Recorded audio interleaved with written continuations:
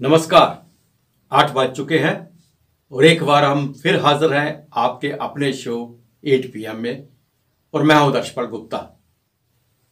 तो अब हम नजर डालते हैं आज के समाचारों पर। जम्मू संभाग के मंडलायुक्त रमेश कुमार ने गुरुवार को डोडा बस हादसे में घायल हुए लोगों का हाल जानने के लिए जीएमसी डोडा पहुंचे। जीएमसी डोडा के प्रशासनिक अधिकारियों ने उन्हें अस्पताल में दाखिलों को घायलों को दिए जा रहे उपचार के बारे में जानकारी दी। मंडलायुक्त ने स्वयं वार्डों का दौरा कर मरीजों से मुलाकात कर उनका हाल जाना। साथ ही उन्होंने मरीजों को प्रदेश प्रशासन की तरफ से हर संभव मदद का आश्वासन भी दिया। गुरुवार दोपहर करीब 12 बजे डोडा के अस्सर इलाके में बस हादसा हो गया था। किश्तवाड़ से जम्मू आ रही सवारियों से भरी बस 300 फीट नीचे खाई में जा गिरी और इस पर जम्मू कश्मीर में अब तक के सबसे बड़े सड़क हादसे में इसे माना जा रहा है। इसमें 39 लोगों की मौत हो गई जबकि 16 लोग घायल हुए। घायलों में 4 की हालत गंभीर बताई जा रही है। डोडा जिले के अस्सर इलाके में बुधवार को सड़क हादसे का शिकार हुई बस JK02 CN 6555 3 साल पुरानी थी। अप्रैल 2020 में बस का पंजीकरण हुआ था, लेकिन अप्रैल 2023 के बाद से बस के रूट परमिट का नवीनीकरण नहीं हुआ था, यानी कि बस का परिचालन बिना वैध रूट परमिट के अवैध तरीके से हो रहा था। ये बस ओवरलोड थी। बस की क्षमता 42 यात्रियों की थी, परंतु उसमें 55 लोगों को बिठाया गया था। वाहन रजिस्ट्रेशन पोर्टल पर दर्ज आंकड़े के अनुसार हादसे की शिकार बस का स्टेट कैरिज परमिट 31 मार्च 2023 तक ही वैध बताया जा रहा है। पिछले कुछ वर्षों में डोडा जिला सड़क हादसों का केंद्र बन गया है। चुनाव गाड़ी में सड़कों और यात्री वाहनों की खस्ता स्थिति हादसों का मुख्य वजह है। 2010 से अगस्त 2023 तक यानी सिर्फ डोडा जिले में 605 लोगों की सड़क हादसे में मौत हुई है।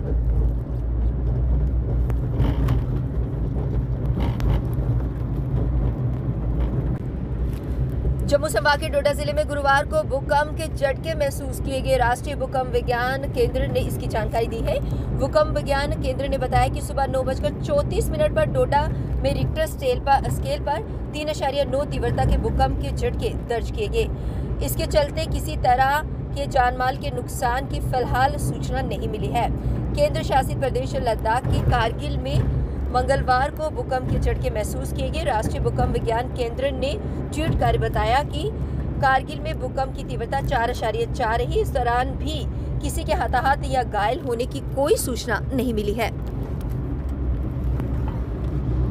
Jammu Kashmir national conference district Jammu urban general secretary Ajay Shrotra द्वारा मीटिंग का आयोजन किया गया। इस मौके पर प्रोविजनल प्रेसिडेंट रतन लाल गुप्ता भी खास तौर पर मौजूद थे। गवर्नमेंट होती है और वेलफेयर सरकार होती है, इसका कोई प्रेस्टीज नहीं होता। मगर ये जो सरकार है, डबल इंजन सरकार, ये कोशिश करती है हर बात पे प्रेस्टीज बनाया जाए।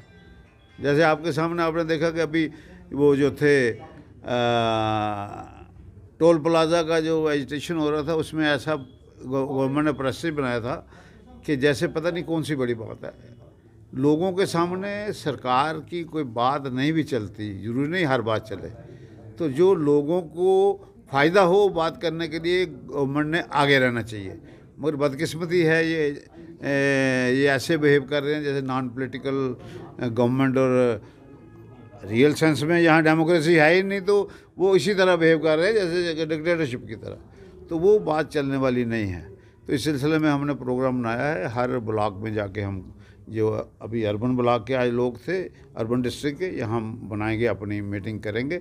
और अभी जो आपके सामने आपने देखा कि जनाब रतन लाल गुप्ता साहब जो हमारे सूबाई सदर हैं, इन्होंने अपना एक मुताबिक जो कल डोडा में एक्सीडेंट हुआ, बड़ा डरावना एक्सीडेंट है और हम उस एक्सीडेंट के सुन के बड़े दुखी हैं। हर जो बाहोश इंसान है वो उस बात से दुखी है कि डोडा में जो असर में जो डोडा बस हादसे में मारे गए लोगों की आत्मा की शांति के लिए कॉन्स्टिट्यूशनल क्लब न्यू दिल्ली में डॉक्टर जितेंद्र सिंह व अन्य लोगों द्वारा उनकी आत्मा की शांति के लिए मौन रखा गया। जैसा कि आप सब जानते हैं कि कॉरपोरेशन पूरी तरह से ख़त्म हो चुकी है और इस पर अब इंडिपेंडेंट जो कॉरपोरेटर्स हैं वो सामने आए हैं। यानी कि उन्होंने प्रेस कॉन्फ्रेंस को संबोधित किया और प्रेस कॉन्फ्रेंस के माध्यम से उन्होंने साफ तौर पर कहा कि जम्मू के लोगों के जज्बातों के साथ खिलवाड़ किया गया है, जम्मू के लोगों को बेवकूफ़ बनाया गया है। ये सब कहना है इंडिपेंडेंट कॉरपोरेटर्स का और ये सब उन्होंने प्रेस कॉन्फ्रेंस के माध्यम से कहा। कौन है? आप मेरे जिंदर शर्मा जी ने कहा था बिल्डिंग का हम लाभ बनाएंगे, लोगों को बेनिफिट मिलेगा, अभी तक वो नहीं लाभ बन सका। आप किससे क्या फायदा मिला? जो भी बिल्डिंग ऑफिस में जाता है ऑनलाइन अपनी बिल्डिंग का पास कराने के नक्शा, तो वो नक्शा पास नहीं होता जनाब। ये आपको बता दूं, कभी आप भी जाके देखना, फिर भी डोर एंट्री से पैसे दलाल बैठे हुए वहां पे, तो नक्शे पास हो रहे हैं। कौन सा भ्रष्टाचार? सामने दिखता है भ्रष्टाचार।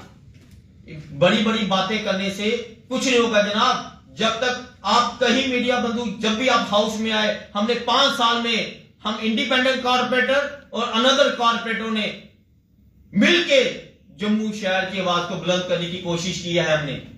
हमें बताइए, हमने दोनों गौरव चोपड़ा और अमित गुप्ता जी और प्रोफेसर साहब बैठे हैं, सोबत अली बैठे हैं, और भी इंडिपेंडेंट कॉर्पोरेटर, किसी पे नाम पे भ्रष्टाचार का कोई नाम आया? क्योंकि हमने जम्मू की बात की, आम जनता की बात की, लोगों की बात की। पीएचई डिपार्टमेंट चले आइए, जब से कॉर्पोरेशन के पास पीएचई डिपार्टमेंट आया, लोगों को पानी मुहैया नहीं हो रहा, पानी मिलने की दिक्कत, गंदा पानी पी रहे हैं। स्ट्रीट लाइट, मैंने थोड़े दिन पहले एक चैनल पे बैठा था, वहां पे कहा दिवाली है आने वाली टाइम पे और जम्मू शहर की स्ट्रीट लाइटें बंद पड़ी हुई हैं।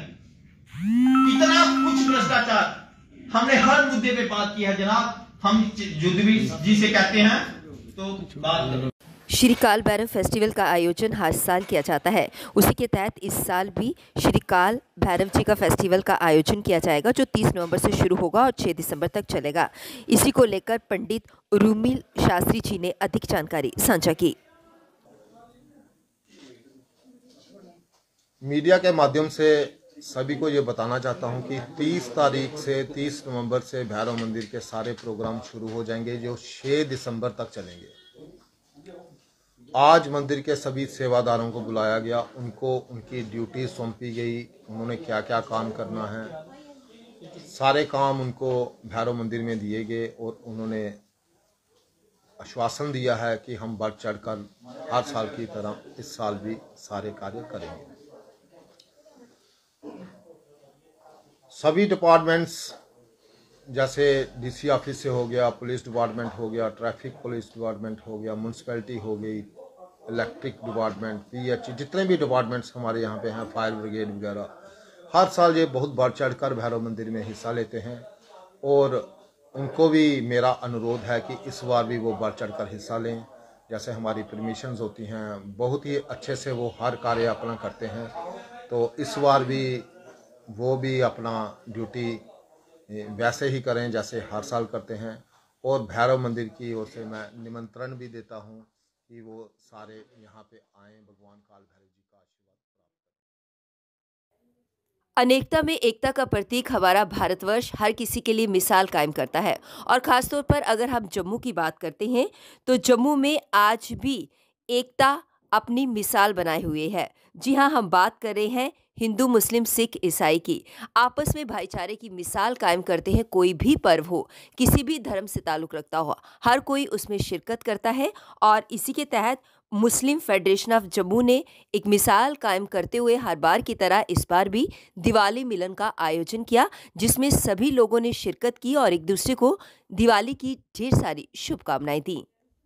भी लोग बैठे थे, मैंने आखिर कि सही जम्मू के वेल विशर पॉजिटिव एम्बेसडर्स जिन्हें लोगों का फेथ, बिलीफ, ब्रदरहुड पीस उपर मैं एक गल नतीजा शेयर करना चाहना थोड़े कन्नै। 2008 जिले अमरनाथ लैंड रो अपनी पीक उपर पुज्जी दा हा, बिंद हारी कोई टेंशन का माहौल बना था। मिगी याद है मैं शास्त्री नगर हा तो मिगी प्रदीप दत्ता और बड़े परेशान सिचुएशन कोई ऐसी भी हुई है कि जियां साढ़े जम्मू के एंटी लोग जो चाहते, अगर मैं तुझे सिर्फ कोई 3 या 4 सेकंड कोई ऐसी गल करो कि माहौल चेंज हुई। मैं की गल आखी उस वेले, मैं क्या I am born in Jammu, I will live in Jammu and I will die in Jammu. ये वो जम्मू है, बड़े बड़े चैलेंजेस दिखे, लेकिन ये जी परंपरा है जेडे अस कट्ठे सारे त्यौहार मनाने, ये असें बड़ी देर पहले शुरू की थी, कोई 15 साल पहले। ये साढ़े बाबू जी बैठे थे, भी आर्कीटैक्ट राजेश गुप्ता जी चलिए।